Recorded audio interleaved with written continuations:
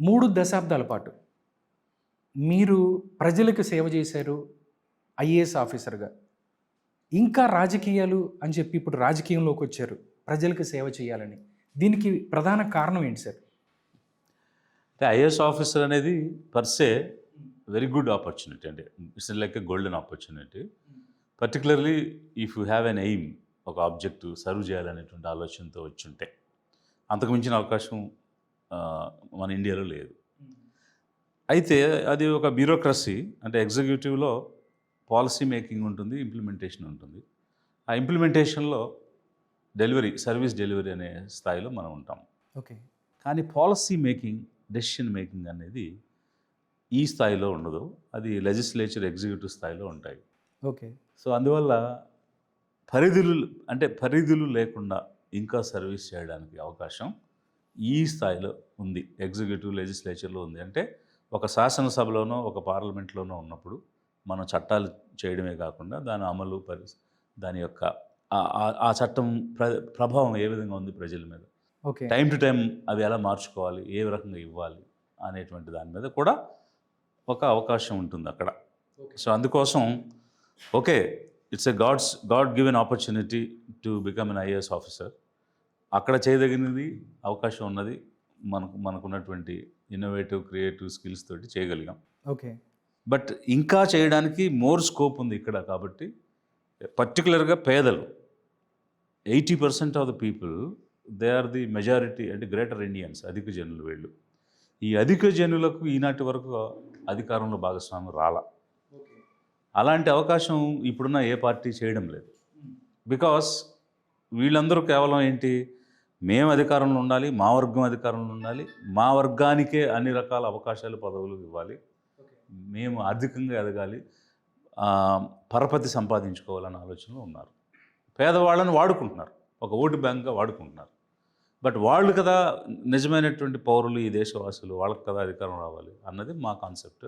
అందుకోసం రాజకీయాల్లోకి వచ్చాం, లిబరేషన్ కాంగ్రెస్ పార్టీ. సార్, ఒకటి ఈరోజు నేను గ్రౌండ్ లెవెల్లో విజయ్ కుమార్ గారు, ఎందుకంటే ఆంధ్రప్రదేశ్ రాజకీయాల్లో ఒక అలా మెరుపులాగా వచ్చారు. ఒక్కసారి ఎవరో ఏంటినా అంటే మీరు మ్యాక్సిమం తెలుసు, కొంతమంది ప్రజెంట్ యూత్కి తెలియదు. ఒక మెరుపులాగా వచ్చిన మీకు చాలామంది గ్రౌండ్ లెవెల్లో చాలా విషయాలు మాట్లాడుకుంటున్నారు. అవన్నీ కూడా నేను ఈరోజు అడుగుతాను. డెఫినెట్లీగా మీరు దాని గురించి చెప్తారు అని నేను అనుకుంటున్నాను. ఎందుకంటే రాజకీయాలంటే యువత మాకెందుకు ఈ గొడవలు అవి మేము వెళ్ళిపోతామని చెప్పిన పరిస్థితి. ఆంధ్రప్రదేశ్ రాజకీయాలంటే ఇంకా దారుణంగా ఉంటాయి. ఎందుకంటే ఇక్కడ కులం ఉంటుంది, డబ్బులు ఉంటాయి, అన్నీ అంటగడతారు, లేనిపోయింది గుడ్డగాల్సి మీదేస్తారు. ఎందుకురా బాబు అని చెప్పి 20-30 సంవత్సరాలు కూడా రాజకీయ ఫ్యామిలీలో ఉన్నవాళ్ళు కూడా అమెరికా వెళ్ళిపోతున్నారు కదా. మీకెందుకు, ఆయనకెందుకు అసలు ఏం చేయాలనుకున్నాడు ఆయన అని చెప్పి ఒక ఆయన నాతో అన్నాడు. సార్, ఏం చెప్తారు మీరు? అంటే అదే చెప్తున్నాను నేను. ఇప్పుడు మనకి 75 సంవత్సరాలు అయింది రాజ్యాంగం అమల్లోకి వచ్చి, స్వాతంత్రం వచ్చి. ఒకసారి మీరు చూడండి, 75 ఇయర్స్లో రూలింగ్ ఎలా జరిగింది. ఒక 50 సంవత్సరాలు ఒక వర్గం పాలించింది, ఇప్పుడు 25 సంవత్సరాలు ఇంకో వర్గం పాలిస్తుంది. అది టు బి మోర్ స్పెసిఫిక్, వాళ్ళంతా రెడ్డిస్, వీళ్ళంతా కమ్మాలు. కానీ వాళ్ళు ఉన్నది ఎంత, ఇద్దరు కలిపి 10% కూడా లేరు. ఓకే. అంటే 90% మంది అవుట్ ఆఫ్ పవర్ ఉన్నారు. అవుట్ ఆఫ్ పవర్ అని ఎట్లా అంటారంటే, ఇప్పుడు ఈరోజు క్యాబినెట్లో కూడా బ్యాక్వర్డ్ క్లాసెస్ ఉన్నారు, షెడ్యూల్ కాస్ట్, షెడ్యూల్ ట్రైబ్స్ ఉన్నారు, మైనారిటీస్ కూడా ఉన్నారు. బట్ వాళ్ళకి డెసిషన్ మేకింగ్ పవర్ లేదు. ఇప్పుడు what a poor person requires, needs అన్నది వీళ్ళు చూడటం లేదు. ఇప్పుడు గత ప్రభుత్వం ఒక 2.5 లక్షల కోట్లు పంచిపెట్టింది బటన్ నొక్కి. ఈ ప్రభుత్వం కూడా పంచుతామని చెప్పి వచ్చింది. పంచటం వల్ల ఆర్థికంగా ఎదగరు కదా పేదవాళ్ళు. వాళ్ళ సొంత కాళ్ళ మీద నిలబడే విధంగా చేస్తే కదా వాళ్ళు ఎదుగుతారు. వారికి ఏం కావాలి, భూమి కావాలి, ఉద్యోగం కావాలి, ఆస్తి కావాలి, ఉపాధి కావాలి, వ్యాపారం చేయాలంటే పెట్టుబడి నిధులు కావాలి. అవేవి యాక్సెస్ లేవు. ఈ పూట తినండి, రేపు తినండి, లేకపోతే వారం రోజులు తినండి అనేటువంటివే చేస్తున్నారు. అంటే 75 సంవత్సరాల పాలనలో కనీసం కొత్తగా పెళ్ళైనటువంటి ఒక జంటకి నివసించడానికి ఇల్లు లేదు. ఇప్పుడు మన ప్రైమరీ నీడ్స్ ఏంటిది, ఫుడ్, షెల్టర్ అండ్ క్లోదింగ్, వేసుకోవడానికి బట్టలు, తినడానికి తిండి, ఉండటానికి ఇల్లు. ఈ 3 సాటిస్ఫై చేయలేకపోయాం కదా 75 సంవత్సరాల్లో. సో ఎందువల్ల అనంటే వీళ్ళని ఓటర్లుగా చూస్తున్నారు, ఓటు బ్యాంక్గా చూస్తున్నారు. అంతేగాని మనకు ఒక అవకాశం వచ్చింది, వీళ్ళని అభివృద్ధి చేయాలి, మనతో సమానంగా వీళ్ళని కూడా పైకి తీసుకురావాలి, ఎంతకాలం గుడిసెల్లో ఉంటారు, ఎంతకాలం ఇల్లు లేకుండా ఉంటారు. నేను పాదయాత్రలో చూశాను, నేను స్వయంగా చూశాను. ఒక ఇంటిలో 5 కాపురాలు చేస్తున్నారు ఒకే గదిలో. అక్కడ 100 మంది ఉన్నారు, ఇల్లు లేదని చెప్తున్నారు. మరి ఎలా ఉన్నారమ్మా, ఎంతమంది ఉన్నారంటే మేము 5 జంటలు ఉన్నామని చెప్తున్నారు. ఎలాగంటే పట్ట పగలు 100 మంది మధ్య వారు చెప్తున్నారు ఏమనంటే, మేము కొత్తగా పెళ్ళైంది, మేము గదిలో అంటే మిగిలిన అందరూ బయట పడుకుంటున్నారు సార్ అని చెప్పారు. అంటే ఏ స్థాయిలో ఉంది వాళ్ళ privacy. Life and Liberty article 21 అందరికీ రాజ్యాంగం గ్యారంటీ చేసింది. కానీ కనీసం సంసారం చేసేవాళ్ళు ప్రైవేటుగా జీవించడానికి ఒక గది లేదు. ఏం చేసాం ఇన్ని సంవత్సరాలు, మనం ఏమిచ్చాం ఈ స్వతంత్రం వచ్చిన తర్వాత? ఈ పాలకులందరూ ఇన్ని లక్షల కోట్ల నిధులు బడ్జెట్లు పెట్టి కనీసం నివసించడానికి ఇల్లు ఇవ్వలేకపోయారు. అది ఈ పార్టీ ఆ పార్టీ అని కాదు. So my question is there any party, any government can make a statement that we could give house to everybody, shelter to everybody, every family అని ఒక స్టేట్మెంట్ ఇవ్వగలుగుద్దా 75 సంవత్సరాల స్వతంత్ర భారతంలో? కాంగ్రెస్ పార్టీ ఇందిరమ్మ చూసుకుని ఇచ్చారు, ఇచ్చిన ఇల్లు ఇవ్వలేదంటారు మీరు? ఇచ్చారు. నేనేం చెప్తున్నానంటే ఇల్లు ఇచ్చారు. యాక్చువల్గా అది కూడా ఉంది. నేను యాత్ర వెళ్ళినప్పుడు వాళ్ళు ఇల్లు స్థలాలు లేవని అడుగుతుంటే మరి ఎలా ఉన్నారని అంటే, ఎప్పుడో ఇందిరాగాంధీ సమయంలో 5 సెంట్లు ఇచ్చారు సార్. ఆ 5 సెంట్ల స్థలాన్ని మేము 3 ఇళ్ళు కింద కట్టుకున్నాము. ఆ తర్వాత ఇల్లే ఇచ్చినోడు లేడు, స్థలమే ఇచ్చినోడు లేడు. ఓకే. సో ఇప్పుడు మేము పిల్లలు పుట్టారు, పెళ్ళి లేని, కొత్తగా పెళ్ళైనోడికి ఇల్లు లేదు అంటున్నారు. ఆ 5 దాన్ని ఒక్కొక్కడు సెంటున్నర అట్లా 3. అంతకుముందు ఎలా ఉండేది? 5 సెంట్ల స్థలం ఇస్తే ఒక చోట ఇల్లు కట్టుకుని, ఇంకొక చోట పశువులు పాక వేసుకొని ఒక 2 పశువులు మేపుకోవడం, 10 కోళ్ళు మేపుకోవడం, కొన్ని ఏంటి మన మొక్కలు పెంచి వెజిటబుల్స్ పంచుకోవడం, అట్లా ఒక సెల్ఫ్ సఫిషియన్సీ లాగా వెళ్ళడానికి అవకాశం ఉండేది. బట్ ఈరోజు 1 సెంట్ ఇస్తాను, 1.5 సెంట్ ఇస్తాను అంటే వాడు కట్టుకోవడానికి ఇంటికే సరిపోదు స్థలం. ఈ చుట్టూ ఉండేటువంటి ఎకానమీ ఎట్లా వస్తుంది?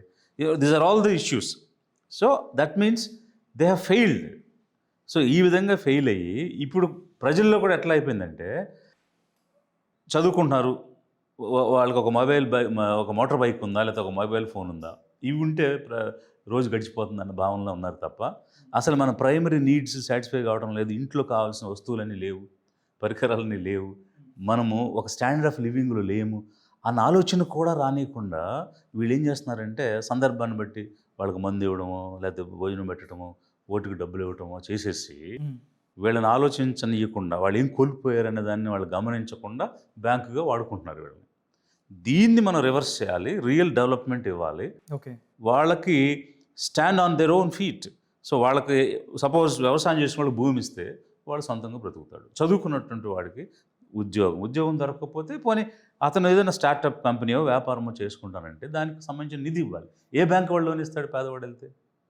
ఈ లోన్లు ఇచ్చి వీళ్ళు కూడా ఎవరి దగ్గర డబ్బులు ఉన్నాయో వాళ్ళ చుట్టూ తిరిగి వాళ్ళకే మళ్ళీ లోన్ ఇస్తారు. కానీ నిజంగా అవసరమైన వాడికి ఎవడు బ్యాంక్ లోన్ ఇస్తారు? Exactly, that's what happening in this country. So ఇన్ని రకాలైనటువంటి సమస్యల మధ్యలో పేదలకు అండగా ఉండాలి, వారిని అధికారంలోకి భాగస్వాములు చేయాలి. ఓకే. లేకపోతే మనకు అనువైన చట్టాలు ఎలా వస్తాయి? ఇంతవరకు వీళ్ళు తెచ్చిన చట్టాలు ఏవి కూడా వీళ్ళకి అనువుగా లేవు. అనువుగా ఉంటే ఒకవేళ కొన్ని ఉన్నా అవి అమలు చేయరు సీరియస్గా. సో ఇప్పుడు బడ్జెట్ అలొకేషన్స్ ఉన్నాయి, కొంత షేరు ఈ పర్టికులర్ సెక్షన్స్కి ఇవ్వాలి. ఓకే. ఆ షేరు వీరు ఇవ్వడం లేదు కదా. చట్టం చేశారు, పేపర్ మీద ఉంది, ఖర్చు పెట్టేటప్పుడు లేదు, ఎక్స్పెండిచర్లో లేదు, డైవర్షన్ జరిగిపోతుంది. మీకు ఎగ్జాంపుల్, షెడ్యూల్ ట్రైబ్స్ ఉన్నారు మన రాష్ట్రంలో 6%. మన బడ్జెట్ షేర్ 2 lakh crores అనుకోండి. 6% అంటే 12,000 crores ఒక్కొక్క సంవత్సరానికి. 10 సంవత్సరాలు గడిచిపోయినాయి, రాష్ట్రం విడిపోయి 10 × 12 అంటే 1,20,000 కోట్లు. 1,20,000 కోట్లు షెడ్యూల్ ట్రైబ్స్ కోసం ఖర్చు పెట్టుంటే ఈరోజు పాడేరులోను అరకులోను హాస్పిటల్కి వెళ్ళాలన్నప్పుడు డోలీల మీద వాళ్ళని మోసుకెళ్ళి ప్రైమరీ హెల్త్ సెంటర్స్కి, రిఫరల్ సెంటర్స్కి వెళ్ళాల్సిన అవసరం ఏముంది? ఓకే. రోడ్ వేసి ఉంటే రోడ్లో అంబులెన్స్ మీద తీసుకెళ్ళొచ్చుగా. ఇన్స్టిట్యూషనల్ డెలివరీస్ అంటే గర్భిణీ స్త్రీ ప్రసవానికి వచ్చినప్పుడు కొన్ని గంటల్లో వాళ్ళకి హాస్పిటల్ ఫెసిలిటీ రావాలి, అప్పటికప్పుడు అంత అర్జెన్సీ ఉంటుంది. అలాంటిది లేక ఇన్స్టిట్యూషన్లో అంటే హాస్పిటల్లో డెలివరీ కాకుండా ఇళ్ళ దగ్గర మార్గ మధ్యంలో డోలీల మీద ఎత్తుకెళ్తున్నప్పుడు డెలివరీ అయిపోయిన పరిస్థితి వస్తే వాళ్ళు మనుషులు కదా, వాళ్ళ ప్రాణాలకు విలువ లేదా? వాళ్ళు కనేది బిడ్డనే కదా, ఒక మనిషికే కదా జన్మనిస్తున్నారు. ఈ చూపు ఎక్కడ ఉంది అంటే ఈ రకమైనటువంటి భావనతో ప్రభుత్వాలు పనిచేసి ఉంటే ఈ 1,20,000 కోట్లు కనీసం ఈ 10 సంవత్సరాల్లో ఖర్చు పెట్టుంటే ఎస్టీల కోసం ఎంత అభివృద్ధిని మనం చూసేవాళ్ళం. ఆ డబ్బన్ని డైవర్ట్ చేయడం రకరకాల, అంటే వాళ్ళకి కాంట్రాక్ట్స్ కమిషన్లు ఎక్కడ ఉన్నాయో అక్కడికి ఇది డైవర్ట్ చేసేయడం, వీళ్ళ అభివృద్ధిని పట్టించుకోకపోవడం. ఆ ఎలక్షన్ టైంలో ఓటు కోసం రూపాయి 10 రూపాయలు ఇచ్చేయడం, ఓట్లు ఏం చేసుకోవడం, ఇది జరుగుతుంది.